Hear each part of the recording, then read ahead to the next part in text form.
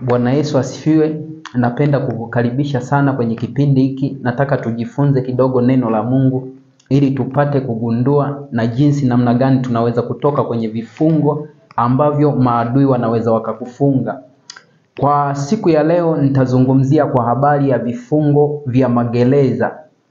Magereza, asilimia kubwa magereza ni sehemu ambayo wahalifu huwa wanakamatwa na kuhifadhiwa kwa ajili ya kutumikia, aidha labda kwa ajili ya yale matatizo ambayo wameyatenda, aidha kwenye jamii, aidha labda ameiba, aidha labda amefanya tukio lolote baya.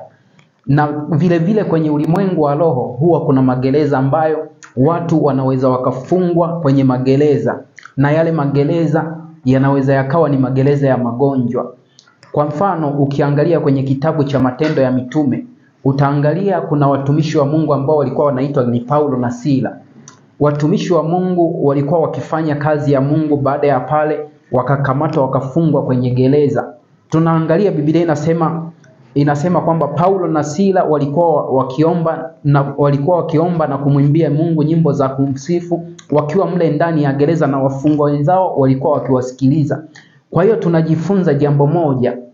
Kwenye ulimwengu wa roho, mtu anaweza kawekwa kwenye gereza mahala fulani, unashangaa hatua za mtu zinakuwa haziendi. Ndio maana ukifuatilia sana kwenye maisha ya sasa hivi, utashangaa kuna baadhi ya watu anawaza kufanya mambo makubwa lakini hayafanyi. Kwa sababu gani? Kuna magereza ambayo yamemfunga, kwa sababu kama vile mtu tu alivyo gerezani, anaweza akatamani familia yake arudi awasalimie, anaweza akatamani mambo makubwa, lakini kwa sababu yuko ndani ya gereza hawezi kuyatenda. Vile vile hata kwenye ulimwengu wa roho unatamani uwe na afya nzuri, unatamani uwe na kitu fulani ambacho aidha kitakuwa kama baraka kwenye maisha yako, lakini unakuta uko mahala pale pale. Kwa hiyo kwenye ulimwengu wa roho kuna magereza ambao wachawi wanaweza wakakufunga. Unaweza ukafungwa ukabaki umekaa mahala fulani, unakuwa tu ukiwaza kila jambo. Kuna baadhi ya watu anaweza kawaza na akaanza kulifanya lakini halifanikiwi.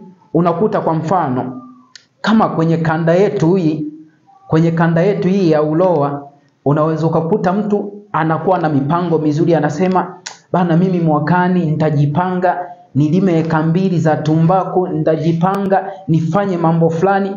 Lakini inapofikia wakati aidha anawashughulisha watu wake, anawafanyisha kazi, inapofika wakati wa kupokea zile fedha anaenda kuzitumia aidha labda na makahaba, anazitumia mahala popote, anazitumia. Unashangaa yale mahitaji ambayo au yale mawazo ambayo alikuwa amekusudia kuyafanya hayafanyi. Kwa sababu kwenye ulimwengu wa roho unaweza ukatamani kufanya jambo kubwa, lakini sasa umo ndani ya gereza. Ndio maana tunajikuta kuna mahala tunakwama, kwa sababu vile vifungo, ili mtu avuke kwenye kutoka kwenye magereza hayo, lazima kuna milango ya magereza ivunjike. Kwenye ulimwengu wa roho tunajifunza jambo moja. Hawa watumishi wa Mungu walipokuwa ndani ya gereza, Biblia inazungumza wakaimba, wakaomba, wakamwimbia Mungu nyimbo za kumsifu, na wafungwa wengine walikuwa wakiwasikiliza. Lakini tunaangalia walipofanya maombi, Biblia inazungumza, inasema kwamba pakatokea tetemeko kuu, hata misingi ya gereza ikatikisika na vifungo vyao vikalegezwa. Kwa hiyo tunajifunza kwenye ulimwengu wa roho, ili utoke kwenye gereza, aidha labda gereza la magonjwa, aidha gereza lolote, changamoto yote unayoona kwamba hii jamani, nimefanya kwa muda mrefu sijapata kufanikiwa, hilo kwa asilimia kama 90 nina uhakika kwamba kwenye ulimwengu wa roho hilo ni gereza. Kwa hiyo ili utoke kwenye gereza, kwenye ulimwengu wa roho sasa, sio kwamba kwenye ulimwengu wa roho hakuna zile process za kusema kwamba naenda kumdhamini fulani atoke kwenye gereza. Hapana. Udhamini wako ni pale unapomshirikisha Mungu kwenye kila jambo ambalo unalopitia. Unapomshirikisha kwenye matatizo, ndo jinsi ya kujitoa kwenye matatizo.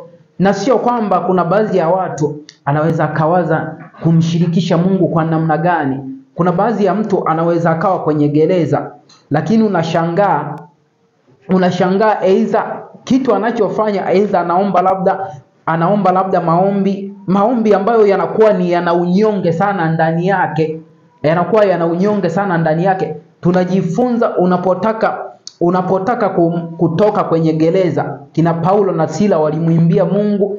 Tunaangalia Biblia inasema sana muda wa masaa ya usiku sana, ambao inasema usiku wa manane. Kwa hiyo tunajifunza ili Mungu akutoe kwenye gereza lolote ambalo adui amekufunga, lazima kwanza umshirikishe Mungu. Na Biblia inazungumza inasema kwamba ukiangalia kwenye kitabu cha Zaburi sura ya 2 inazungumza kwamba na tuvipasue vifungo vyao na kuzikata mbali kamba zao. Kwa hiyo tunaangalia sasa, ili kutoka kwenye magereza lazima uvunje kwanza ile milango, na uvunje na ukate kila kamba ambazo zimekufunga, kama jinsi Biblia inavyozungumza kwamba vifungo vyao vikalegezwa. Ina maana kwamba mtu anaweza akawa anatembea, kumbe kwenye ulimwengu wa roho amefungwa hatua zake. Mtu anaweza akawa anafanya mambo yake, lakini kwenye ulimwengu wa roho hatua zake ziko mahala pamoja. Ndio maana huwezi ukaenda mahala popote. Kwa mfano, mtu amekufunga miguu, hauwezi ukasema kwamba basi mimi natumia kwenda kilomita 2 kwa dakika 2. Ni kitu ambacho hakiwezekani. Kwa hiyo utajikuta unaenda, lakini ni kwa ugumu sana. Kwa hiyo Mungu atakusaidia ili kila gereza lolote ambalo aidha limekufunga, umefungwa kwa muda mrefu, na Mungu atakusaidia. Mungu akubariki sana. Amen.